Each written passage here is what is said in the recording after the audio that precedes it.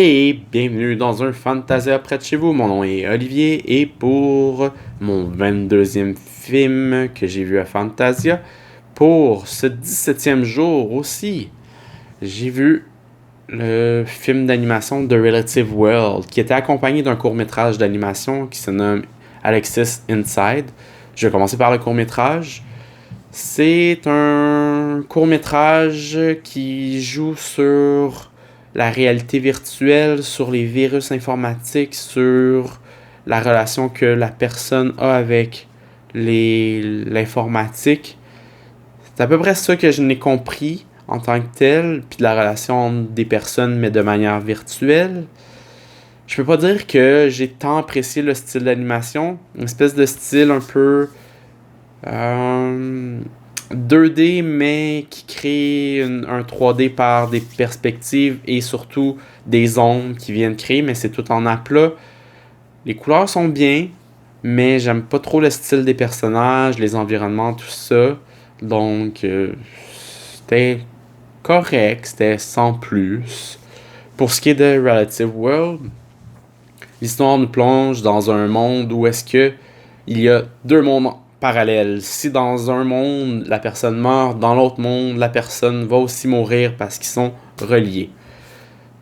Ce qui fait que dans un des deux mondes, qui est pas le monde qu'on je vais qualifier de normal comme vous et moi en ce moment, qui est que le temps n'a pas évolué pareil, ou est-ce qu'il y a une espèce de dictature par une princesse qui il y a un désaffrontement que finalement pour essayer de vaincre l'adversaire, il envoie des personnes dans l'autre monde parce que la façon ce qui apparaît, il y a des éclairs, une espèce de boule d'énergie, puis ils sont là. Ça fait beaucoup très Terminator parce que là, il envoie quelqu'un pour protéger la personne dans l'autre monde et il envoie quelqu'un pour tuer dans l'autre. Et je pense que vous comprenez le lien. En gros, c'est pas mal ça l'histoire, mais j'ai vraiment pas aimé ce film-là parce que, dans un premier temps, tout ce que j'aime pas des films d'animation, ce film-là l'utilise et le reprend à son maximum. C'est-à-dire qu'ils ont essayé de créer un style 3D, fait qu'ils ont essayé de faire des personnages avec des rigs pour les modéliser, mais avec une esthétique de film d'animation comme qu'on est habitué, là, un petit peu 2D, tout bien dessiné. Mais ce qui est très dérangeant, c'est que la tête, elle bouge toujours pour nous montrer que c'est pas fixe, que c'est pas quelque chose de statique. C'est très dérangeant. Les personnages sont pas si beaux. Ça fait que les mouvements sont un peu des fois saccadés. Il y a de l'accélération, de la décélération dans l'animation. Ça fait vraiment pas super. Et l'autre aspect que j'aime pas, qui est des fois utilisé dans les séries animées, c'est de l'utilisation d'espèces d'ellipses de temps où est-ce qu'on a une image avec un petit mouvement de caméra, une autre image, une autre image, une autre image, juste pour nous montrer que, ah ben, il s'est passé ça, ça, ça, ça, ça, pendant la journée. Ouais, mais c'est pas très amusant de juste voir une image qui bouge de même, une autre image qui bouge de même, une autre image qui bouge de même. Vous comprenez. Outre tout ça, il y a quand même des trucs que j'ai aimés dans l'animation.